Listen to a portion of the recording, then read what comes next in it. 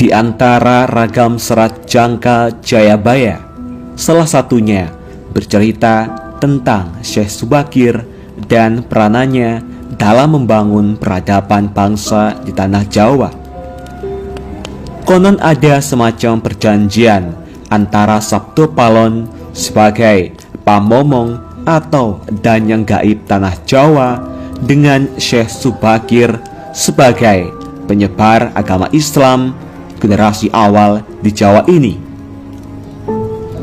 Tersebutlah kisah tersebut dalam tulisan lontar kuno yang diperkirakan ditulis oleh Kanjeng Sunan Derajat atau setidak-tidaknya oleh murid atau pengikut beliau. Beliau berhasil menumbali Pulau Jawa yang terkenal angker dan wingit.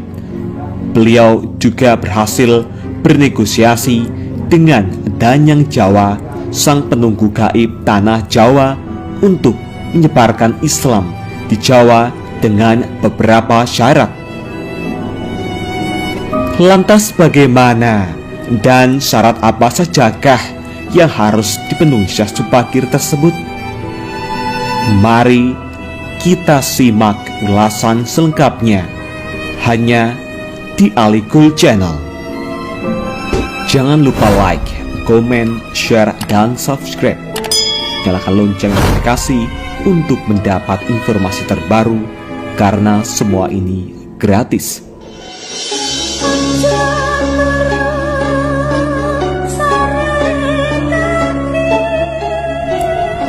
Nama Syekh Subakir sudah tak asing lagi bagi sebagian besar masyarakat Jawa. Beliau merupakan generasi pertama Wali Songo yang dikenal sebagai orang yang berhasil menumbali Pulau Jawa yang terkenal angker dan wingit. Beliau juga berhasil bernegosiasi dengan Danyang Jawa, sang pelindung gaib tanah Jawa, untuk menyebarkan Islam di Jawa dengan beberapa syarat. Di dalam kitab Musarar diceritakan bahwa pada masa dahulu Pulau Jawa terkenal sangat angker dan kondisinya tak karuan. Pengaruh magis di tanah Jawa masih begitu kuat, di mana banyak jin dan setan menghuni setiap sudut tanah Jawa yang saat itu masih berpenduduk hutan belantara. Suatu hari, Sultan Turki saat itu, yaitu Sultan Muhammad I, mendapatkan petunjuk untuk melakukan penyebaran Islam di Pulau Jawa. Maka diutuslah rombongan para alim ulama untuk mendatangi Pulau Jawa guna syiar Islam. Sayangnya, hampir seluruh rombongan tersebut tewas dikarenakan perbuatan para lelembut penduduk tanah Jawa yang tidak mau menerima ajaran Islam.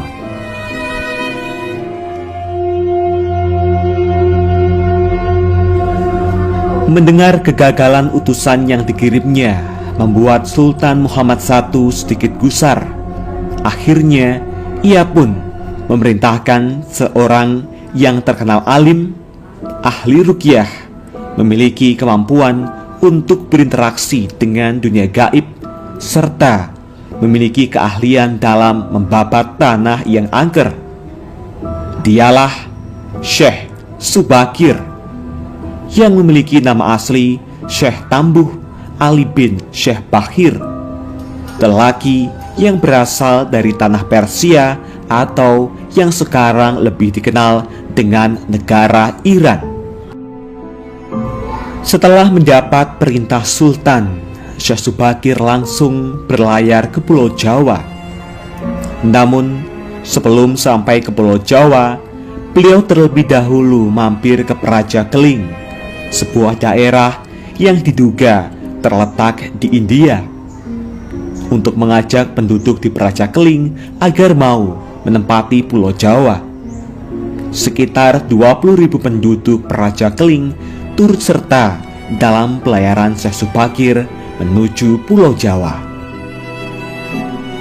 Sesampainya di Pulau Jawa, Syekh Subakir langsung menuju ke Gunung Tidar yang diyakini sebagai titik pusat dari tanah Jawa. Di puncak Gunung Tidar, Syekh Subakir memasang tumbal berupa batu hitam yang sudah dirajah.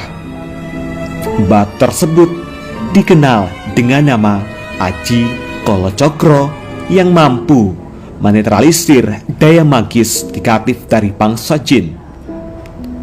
Selama 3 hari 3 malam, batu tersebut mengeluarkan hawa yang sangat panas, sehingga membuat para lelembut terpaksa menyingkir ke laut selatan Jawa. Kegegeran di dunia gaib pun mengusik ketenangan Ki Semar Bodronoyo, sang danyang tanah Jawa, yang selama ribuan tahun khusyuk bertapa. Selanjutnya terjadilah adu kekuatan antara Syekh Subakir dengan Ki Semar selama 40 hari 40 malam. Sebab sama-sama kuatnya, akhirnya Ki Semar menawarkan sebuah perundingan kepada Syekh Subakir, yang mana menghasilkan sebuah perjanjian yang terkenal dengan sebutan Perjanjian Sabdo Palon.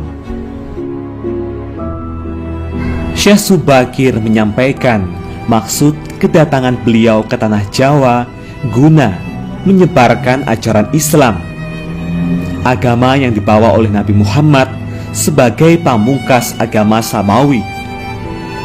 Kemudian Ki Semar pun memperbolehkan Syekh Subakir untuk menyebarkan agama Islam di tanah yang ia lindungi.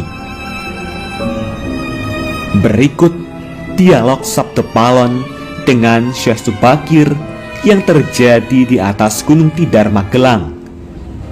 Dialog penulis turunkan adalah dialog versi imajiner yang penulis olah dari hikayat tersebut dengan bahasa penulis sendiri.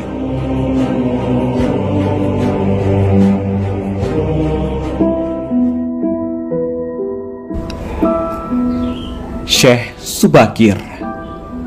Kisanak, siapakah Kisanak ini? Tolong jelaskan kepada saya. Sabdo Palon. Aku ini Sabdo Palon, pamomong atau penggembala tanah Jawa sejak zaman dahulu kala. Bahkan sejak zaman Kadewatan, para dewa, akulah pamomong para kesatria leluhur. Dulu aku dikenali sebagai Sang Hyang Ismaya Jati, lalu dikenal sebagai Ki Lurah Semar Bodronoyo, dan sekarang zaman Majapahit ini namaku dikenal sebagai Sabdo Palon. Syekh Subakir. Oh, berarti Kisanak ini adalah danyang atau penguasa tanah Jawa ini? Perkenalkan Kisanak, namaku adalah Syekh Subakir, berasal dari tanah Syam, Persia. Sabdo Palon. Ada hajat apa gerangan Jigantiko rawuh di tanah Jawa ini? Syekh Subakir. Saya diutus oleh Sultan Muhammad yang bertahta di negeri Istanbul untuk datang ke tanah Jawa ini. Saya tiadalah datang sendiri. Kami datang dengan beberapa kawan yang sama-sama diutus oleh Baginda Sultan. Sabdo Palon. Ceritakanlah selengkapnya Kisanak, supaya aku tahu duduk permasalahannya. Syekh Subakir. Baiklah. Pada suatu malam, Baginda Sultan Muhammad bermimpi menerima wisik atau ilham, wisik dari Yang Akarya Jagat, Gusti Allah, Zat yang Maha Suci lagi Maha Luhur. Diperintahkan untuk mengutus beberapa orang alim ke tanah Jawa ini. Yang dimaksud orang alim ini adalah sebangsa pendeta, Brahmana, dan Resi di tanah Hindu. Pada bahasa kami disebut ulama. Sabdo Palon. Jadi Cingendiko ini termasuk ulama itu tadi? Syekh Subakir. Ya, saya salah satu dari utusan yang dikirim Baginda Sultan. Adapun tujuan kami dikirim kemari adalah untuk menyebarkan wawaras suci atau ajaran suci amadar agama suci, yaitu Islam. Sabdo Palon. Bukankah Kisanak tahu bahwa di tanah Jawa ini sudah ada agama yang berkembang, yaitu Hindu dan Buddha, yang berasal dari tanah Hindu? Buat apa lagi Kisanak menambah dengan agama yang baru lagi? Syekh Subakir.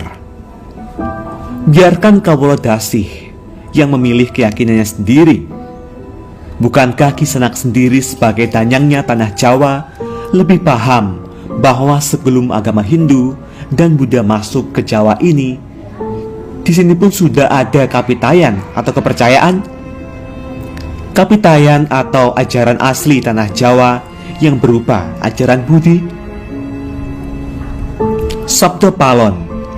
Ya, rupanya Kisanak sudah menyelidiki Kawula Jawa di sini. Memang di sini sejak zaman sebelum ada agama Hindu dan Buddha sudah ada kapitayan asli. Kapitayan adalah kepercayaan yang hidup dan berkembang pada anak cucu di Nusantara ini. Syekh Subakir. Jika berkenan, tolong ceritakan bagaimana kapitayan yang ada di tanah Jawa ini. Sabdo Palon. Secara ringkas, kepercayaan Jawa begini. Manusia Jawa sejak dari zaman para leluhur dahulu kala meyakini ada Sang Maha Kuasa yang bersifat tan keno kinoyo ngopo. Tidak bisa digambarkan bagaimana keadaannya. Dialah pencipta segala-galanya, Bawono Agung dan Bawono Alit, jagat besar dan jagat kecil, alam semesta dan alam manusia. Wong Jawa diyakini bahwa Dia yang Maha Kuasa ini dekat juga dengan manusia. Dia juga diyakini berperilaku sangat welas asih. Dia juga diyakini meliputi segala sesuatu yang ada. Karena itu, masyarakat Jawa sangat menghormati alam sekelilingnya. Karena bagi mereka semuanya mempunyai sukma. Sukma ini adalah sebagai wakil dari Dia yang Maha Kuasa itu. Jika masyarakat Jawa melakukan pemujaan kepada Sang Pencipta, mereka lapangkan dengan tempat yang suwung. Suwung itu kosong, namun sejatinya bukan kosong, namun berisi Sang Maha Ada. Karena itu, tempat pemujaan orang Jawa disebut Sanggar Pamujan. Di salah satu bagiannya dibuatlah sentong kosong atau tempat atau kamar kosong untuk arah pemujaan. Karena diyakini bahwa di mana ada tempat suwung, di situ ada yang maha berkuasa. Syekh Subakir. Nah, itulah juga yang menjadi ajaran agama yang kami bawa, untuk memberi ageman, pegangan atau pakaian yang menegaskan itu semua, bahwa sejatinya di balik semua yang wujud ini ada Sang Wujud Tunggal yang menjadi pencipta, pengatur, dan pengayom alam semesta. Wujud tunggal ini dalam bahasa Arab disebut Al-Ahad, di mana Maha dekat kepada manusia.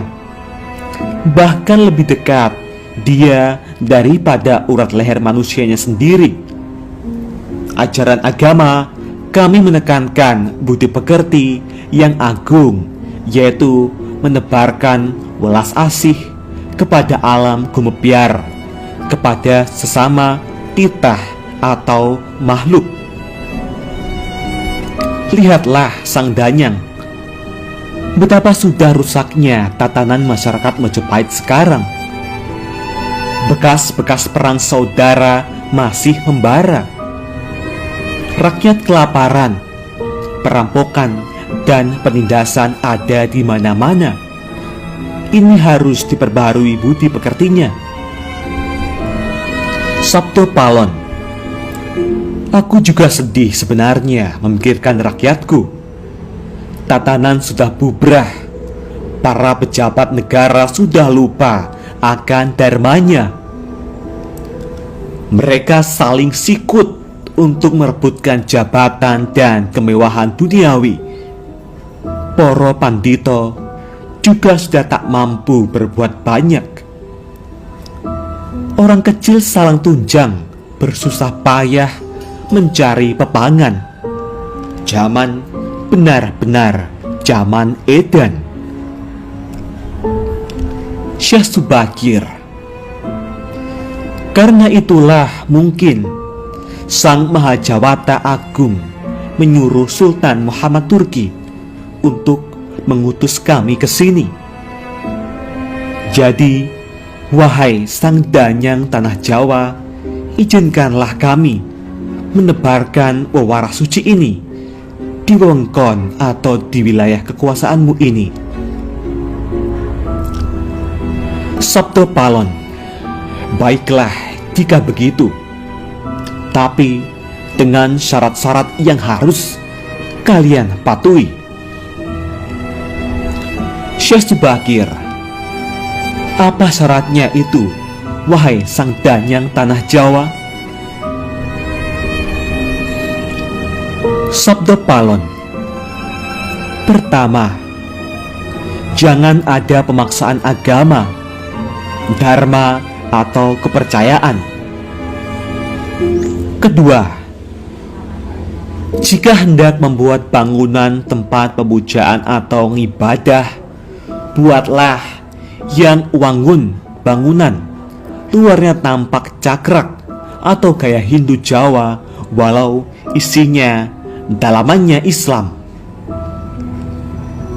Ketiga, jika mendirikan kerajaan Islam, maka ratu yang pertama harus dari anak campuran. Maksud campuran adalah jika bapaknya Hindu, maka ibunya Islam. Jika bapaknya Islam, maka ibunya harus Hindu. Keempat, jangan jadikan wong Jawa berubah menjadi orang Arab atau Parsi. Biarkan mereka tetap menjadi orang Jawa dengan kebudayaan Jawa, walau agamanya Islam. Karena agama setahu saya adalah dharma, yaitu lelaku hidup atau budi pekerti. Hati-hati jika sampai orang Jawa hilang Jawanya, hilang kepribadiannya, hilang budi pekerti yang adiluhung, maka aku akan datang lagi. Ingat itu, 500 tahun lagi, jika syarat-syarat ini kau abaikan, aku akan muncul membuat goro-goro. Syekh Subakir, baiklah, syarat pertama sampai keempat aku setujui. Namun khusus syarat keempat, betapapun aku dengan kawan-kawanku akan tetap menghormati dan melestarikan budaya Jawa yang adiluhung ini. Namun Jika suatu saat kelak karena perkembangan zaman dan ada perubahan, maka tentu itu bukan dalam kuasaku lagi. Biarlah Gusti Kang Akarya Jagat yang menentukannya.